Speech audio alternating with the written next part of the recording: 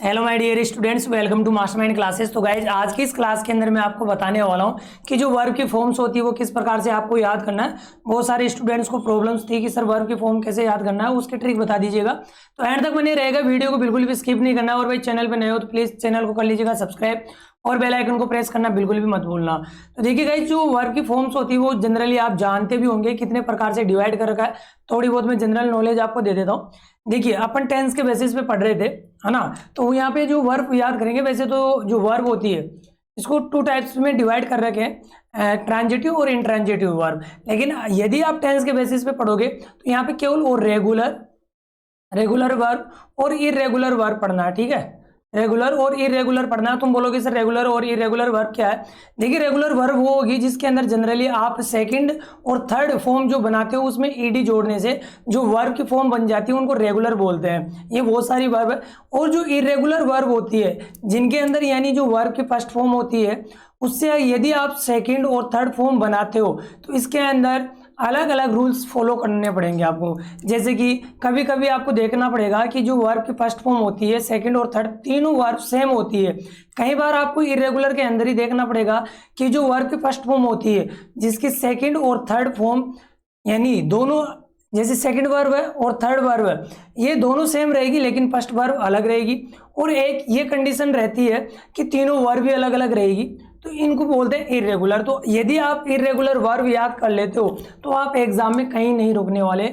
जैसे कि आप रेगुलर वर्ब, जैसे इरेगुलर याद हो जाती है आपको, गिनी चुनी वर्ब है, ठीक है, 300 वर्ब के समथिंग है, 300 भी नहीं है। अच्छे से आप देख लीजिएगा आपकी बुक के अंदर, और मैं इसकी पीडीएफ भी दे दूंगा इरेगुलर वाली। जो इरेगुलर आपको जैसे ही याद होगी तो रेगुलर जो वर्ब बच जाएगी उनमें सिंपली आपको ईडी जोड़ना है, ठीक है। तो देखते हैं आगे अपन। तो सबसे पहले आपको मैं बता देता हूँ जो वर्ब की फॉर्म्स होती है वो कितने प्रकार से आपको डिवाइड कर रखी है आपके लिए। वर्ब की फर्स्ट फॉर्म, सेकंड और थर्ड, ये तो आप नॉर्मली जानते हैं। लेकिन कई बार स्टूडेंट्स गलती करते हैं कि V4 बोलने लग जाते हैं, यानी फोर्थ फॉर्म। बेटा वो फोर्थ फॉर्म नहीं बोलना है, इसको बोलना है कॉन्टिन्यूअस फॉर्म। क्या बोलना है? इसको कॉन्टिन्यूअस फॉर्म बोलना है या फिर ING फॉर्म बोलना है। और जनरली यदि अगर आप ज़्यादा पढ़ रखे हो, यदि आप जानते हो, तो इसको प्रेजेंट पार्टिसिपल भी बोलते हैं। जो कॉन्टिन्यूअस फॉर्म होती है वर्ब के फर्स्ट फॉर्म में जो ING जोड़ते हैं इनको प्रेजेंट पार्टिसिपल बोलते हैं। दूसरा नाम है इसका कॉन्टिन्यूअस फॉर्म या ING फॉर्म। ये तो हो गई। लेकिन अब आज से V4 नहीं बोलना है भाई, V1 V2 V3 तो होता है, लेकिन ये जो फोर्थ फॉर्म होती है उसको कॉन्टिन्यूअस फॉर्म या ING फॉर्म बोलना है। फिर इसके बाद में जो आप V5 बोलते हो, अभी तक तो कई स्टूडेंट्स को पता ही नहीं है कि V5 भी होता है। देखिए V5 नहीं बोलना है, यानी वर्ब की फोर्थ फॉर्म आपको नहीं बोलना है, इसको बोलना है सिंगुलर वर्ब। क्या बोलना है? इसको सिंगुलर वर्ब बोलना है जो प्रेजेंट टाइम को ही शो करेगी। प्रेजेंट का ही पार्ट है ये, ध्यान रखना। सिंगुलर वर्ब बोलते हैं जो प्रेजेंट टाइम को ही शो करेगी। तो आगे बढ़ते हैं अपन। देखिए जो वर्ब की फर्स्ट फॉर्म होती है यानी V1 होती है उसको बोलते हैं प्रेजेंट टेंस फॉर्म, यानी ये प्रेजेंट टाइम को शो करेगी। फिर जो सेकंड फॉर्म होती है वो पास्ट टेंस को शो करेगी। किसको शो करेगी? पास्ट टेंस, यानी जो पास्ट टाइम होता है उसको शो करने के लिए वर्ब की सेकंड फॉर्म का यूज करते हैं। जो वर्ब की थर्ड फॉर्म होती है, वो पास्ट पार्टिसिपल के नाम से जानते हैं, जो परफेक्ट एक्शन को शो करेगी। किसको शो करेगी? Perfect action. परफेक्ट टेंस कोई सा भी हो उसके अंदर हमेशा ध्यान रखना वर्ब की थर्ड फॉर्म आती है। आई बात समझ में? दोबारा रिपीट कर रहा हूं, यदि आपके सामने ये कंडीशन बन जाए कि प्रेजेंट टाइम शो करना है तो वर्ब की फर्स्ट फॉर्म यूज करना है या फिर सिंगुलर फॉर्म आपको यूज करना है। ऑलरेडी मैं क्लास ले चुका हूं कि वर्ब को सिंगुलर कैसे बनाते हैं, वर्ब की फर्स्ट फॉर्म में ING कैसे जोड़ दें। पूरी क्लास ऑलरेडी चैनल के ऊपर आपको मिल जाएगा, देख लेना, ठीक है। बात करते हैं, यदि आपको सेकेंड फॉर्म से अगर पता चलता है तो वो सोच लेना कि वो पास्ट टेंस है, ठीक है जी। और कॉन्टिन्यूस को दिखाने के लिए ING फॉर्म। ओके, आगे देखते हैं। अब फर्स्ट रूल अपना, जनरली पहला रूल आप सब जानते हो कि वर्ब की फर्स्ट फॉर्म में क्या जोड़ना आपको? D या ED जोड़ने से जो सेकंड और थर्ड फॉर्म बन जाती है वो जनरली रूल कहलाता है। लेकिन इनमें D ED जोड़ने के आगे रूल्स है। जनरली ये तो आप बेसिक जानते हैं कि D ED जोड़ने से वर्ब की सेकंड और थर्ड फॉर्म बन जाती है। जैसे कि इंजॉय के अंदर यहाँ पे जोड़ दिया हमने ED, तो इंजॉयड हो गया। और इतना है कि 100% काम करेगा यदि वर्ब की सेकंड फॉर्म ED से एंड हो रही है। किससे एंड हो रही है? ED से। तो वर्ब की थर्ड फॉर्म भी बेटा ध्यान रखना ED पे एंड होगी, क्योंकि इनको बोलते हैं रेगुलर वर्ब। क्या बोलेंगे इनको बेटा? रेगुलर फॉर्म्स बोलते हैं। जैसे अराइव के अंदर यहाँ पे जनरली D जोड़ रहे हैं, यहाँ पे ऑलरेडी E था तो D जोड़ दिया, तो थर्ड फॉर्म भी यहाँ पे अराइव्ड होगी। जैसे लाभ, लाभ का मतलब होता है हंसना, तो लाभ हो जाएगा, थर्ड फॉर्म भी लाभ होगा। वर्क, वर्कड हो जाएगा। डिनाई, डिनाई का मतलब होता है अस्वीकार करना, डिनाई का मतलब होता है अस्वीकार करना, तो डिनाइड हो जाएगा। अब देखिए यहाँ पे वाई तो आ रहा है, वाई तो आ रहा है, यहाँ पे तो जनरली अपन ईडी जोड़ रहे थे, लेकिन यहाँ पे तो भाई साहब वाई को हटाकर आई में चेंज कर दिया और ईडी जोड़ रहे हैं, तो ऐसा क्यों? तो आगे आपको सारे रूल्स देखने को मिलेंगे। ऐसे ही थर्ड फॉर्म इसकी डिनाइड हो जाएगी, आंसर का आंसवर्ड हो जाएगा, थर्ड फॉर्म भी आंसवर्ड होगा।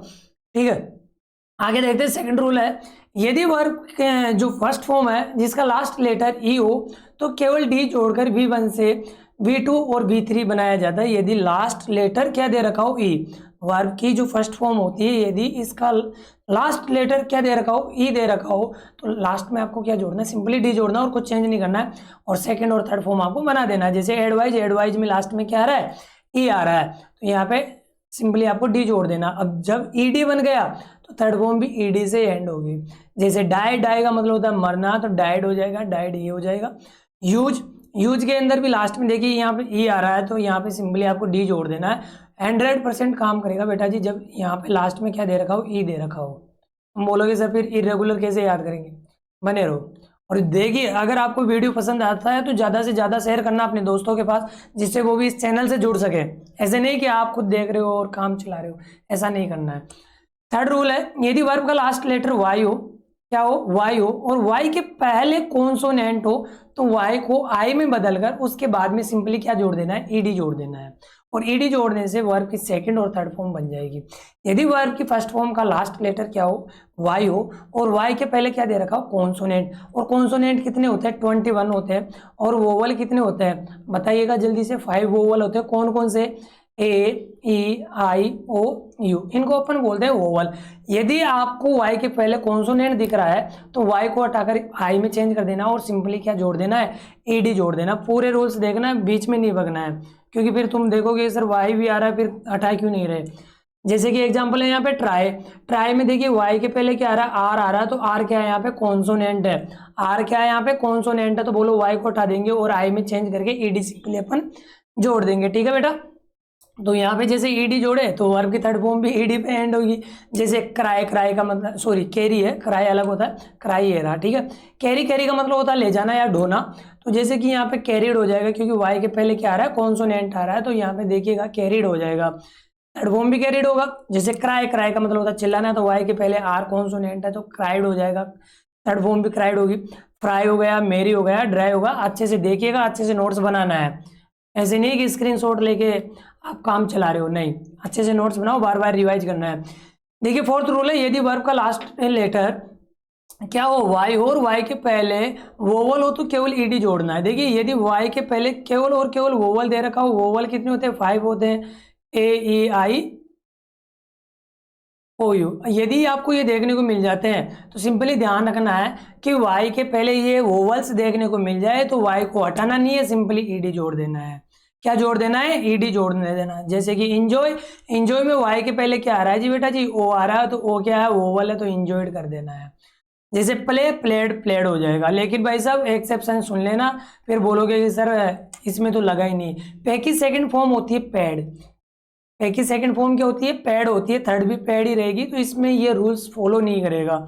कुछ एक आध वर्ब्स होती है जो आपको देखना है।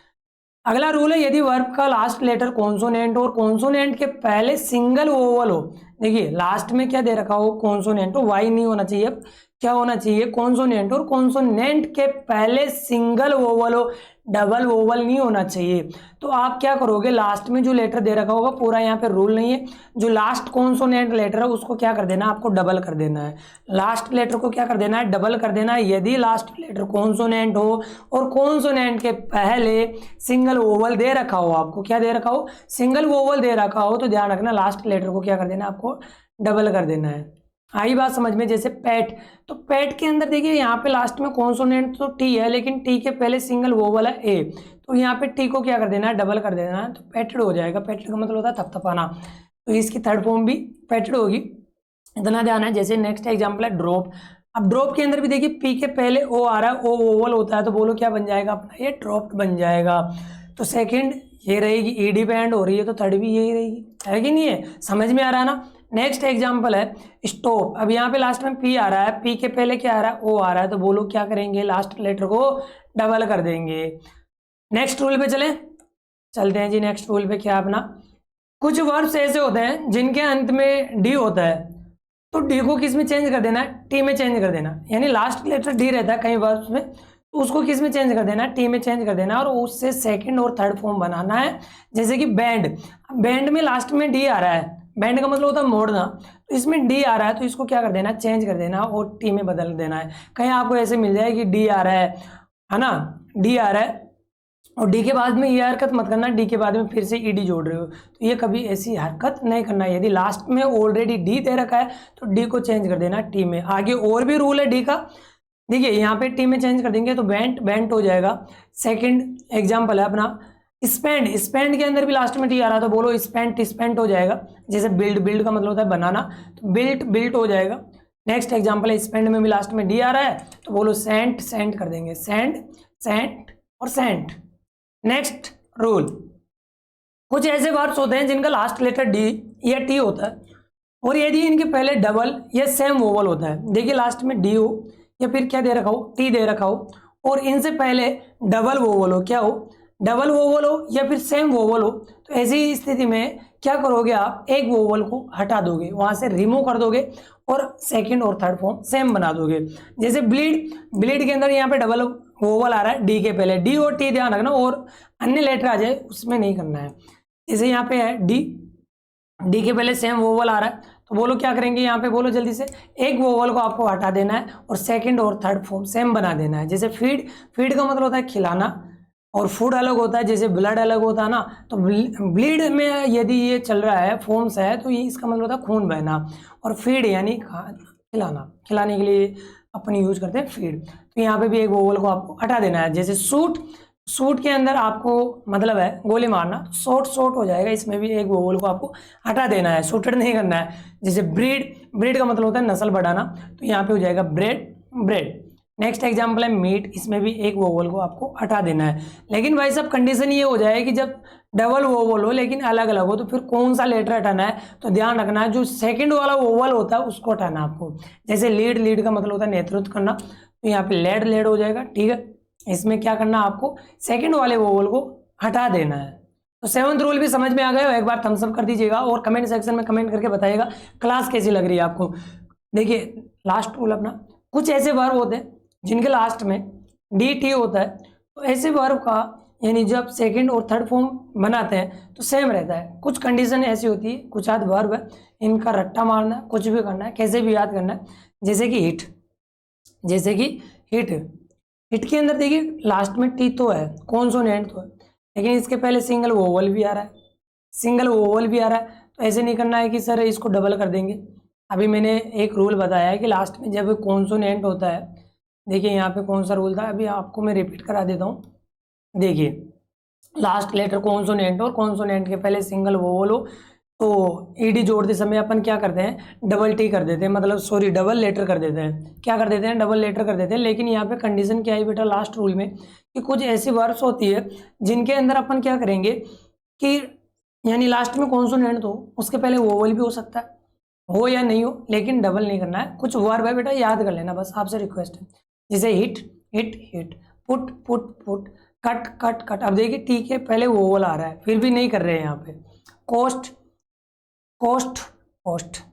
सट, हर्ट, वेट का मतलब होता है भीगना, है ना। तो यहाँ पे ये सेम ही रहने वाली है, कुछ चेंज नहीं करना। कुछ वर्ब है बेटा जिनको आपको याद करना है, जिनकी तीनों वर्ब सेम होती है, जाइएगा अच्छे से देखना है, ठीक है। आपके पास जो भी एसपी है, जो भी बुक्स आप फॉलो कर रहे हो उसमें पूरी वर्ब्स लिखी हुई है। मैंने ट्रिक बता दी है कैसे याद करना, बार बार रिपीट करना है। ये पूरे रूल अपने कंप्लीट हो गए। इस वीडियो को अपने दोस्तों के पास जितना हो सके उतना शेयर करना है, जिससे वो इस चैनल से जुड़ सके। और बेटा मैं आपसे एक रिक्वेस्ट कर रहा हूँ, भाई चैनल पे नहीं हो तो प्लीज़ चैनल को सब्सक्राइब जरूर कर लेना, और बेल आइकन प्रेस नहीं किया तो बेल आइकन जरूर प्रेस कर लेना। क्लास कैसी लगी कमेंट सेक्शन में कमेंट करके बताइएगा। नेक्स्ट क्लास आपको इसी चैनल के ऊपर जल्दी देखने को मिलेगी।